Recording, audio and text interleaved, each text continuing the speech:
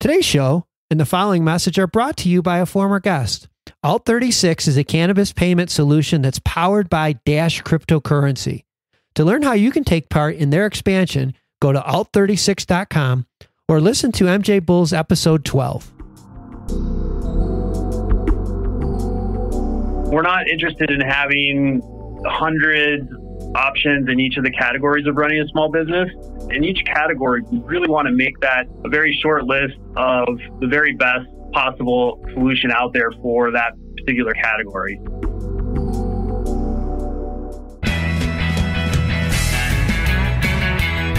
From Bumming It Media, it's the MJBulls podcast, a show about raising cannabis capital. I'm Dan Humiston, and on today's show, how Cue Marketplace is managing for cannabis companies all the different software they need to run their business.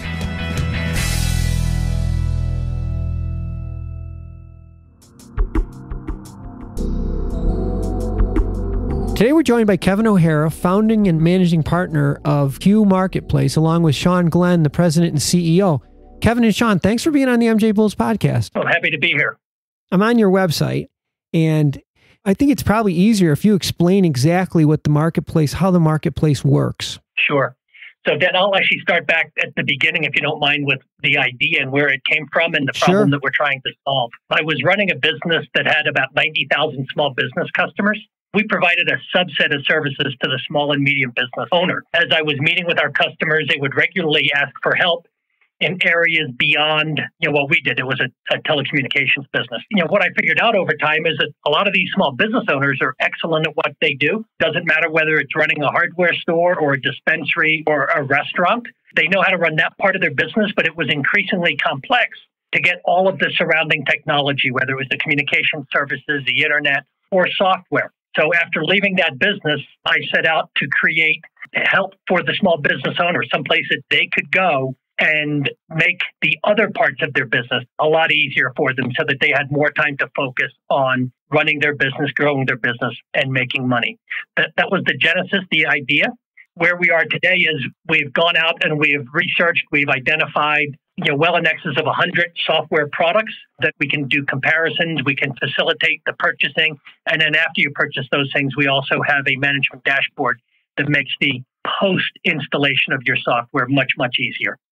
I know there are so many different, even like point-of-sale softwares for dispensary owners.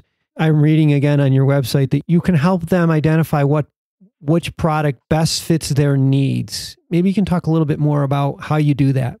Absolutely. This is Sean. I'll take that question.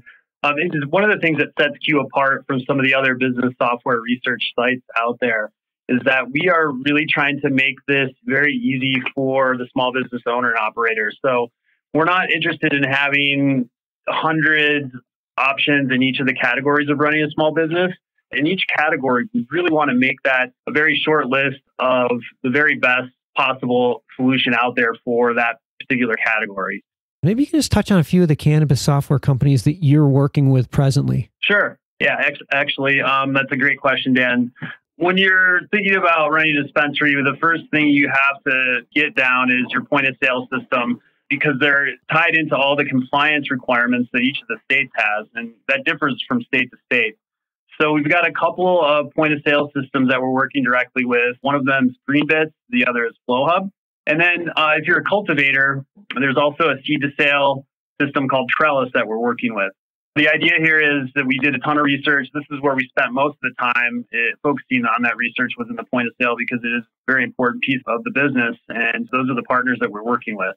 The next aspect is, more in the marketing side and menu integration. So when you're getting your menus and you want to integrate those into some other online platforms, you're going to be working with companies like iHeartJane or Leafly. And then there's also some customer loyalty and CRM functionality that Baker provides. And they're one of our partners as well. You have some analytics that are pretty valuable in terms of understanding some of the trends that are happening in the space, what brands are popular, how to best connect the brands that you're selling in your store to the customer. And most of the time that's through the bud tender. We have a really interesting company that we're working with called Best and Grow. They're based right out here in Boulder, and they are a brand new company. So we're pretty excited about the stuff that they're doing. And then there's also a more established company that's more on a macro level called BDS Analytics, providing consumer insights and other, like I said, trends that are going on in the space. Another core function of running any business is HR and payroll. So there's a compliance specialized company called Work. They're based here in Denver, great partner of ours. And then we also offer, as an alternative to them, Gusto, which is a similar platform, just not as focused on the cannabis. Just a quick shout out to one of our former guests, AutoCure automated drying and curing units that are being installed in large cannabis cultivation facilities throughout North America. Listen to MJBulls episode 7 or go to autocure.us to find out how you can invest in their expansion. And now back to the show. Kevin, I see in your bio, you've had some major successes in similar areas.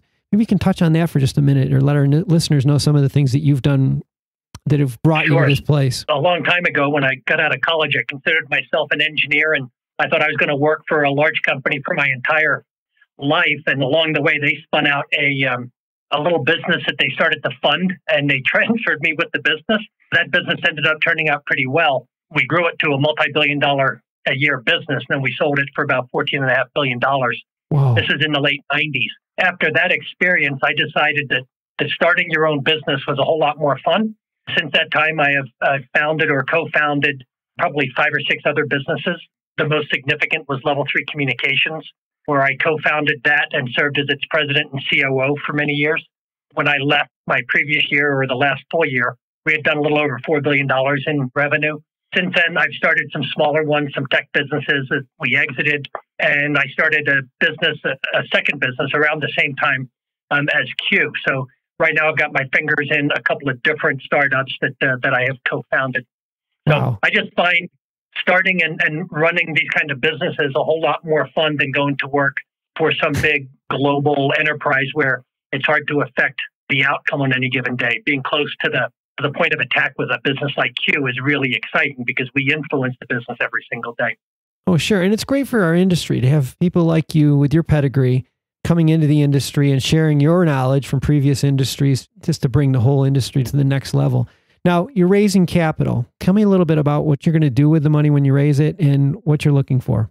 Sure. So to date, I have funded 100% of the business and all of the development. We have launched Cue Marketplace a handful of months ago. When Sean joined about a year ago, Sean took a step back, readdressed where we were from a product standpoint. We made some enhancements, some tweaks to the product, if you will. And then we launched in earnest a handful of months ago.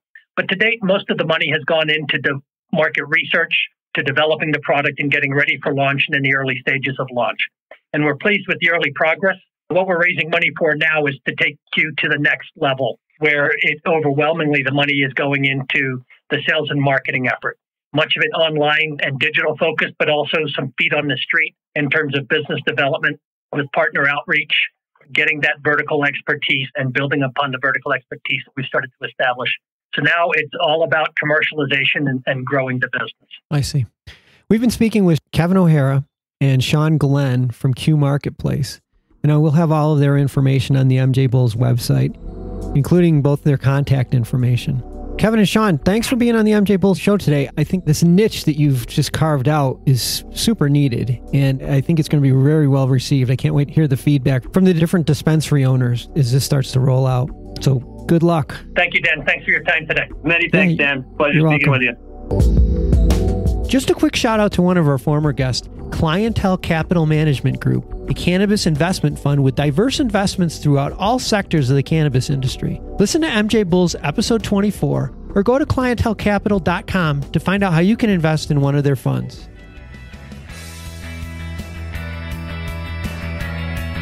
Thanks for listening to the MJBulls podcast. To learn more about today's guest or to become a guest, visit our website at mjbulls.com. Today's show was produced by Bumminit Media, with original music composed by Jamie Humiston. I'm Dan Humiston, and you've been listening to the MJBulls podcast.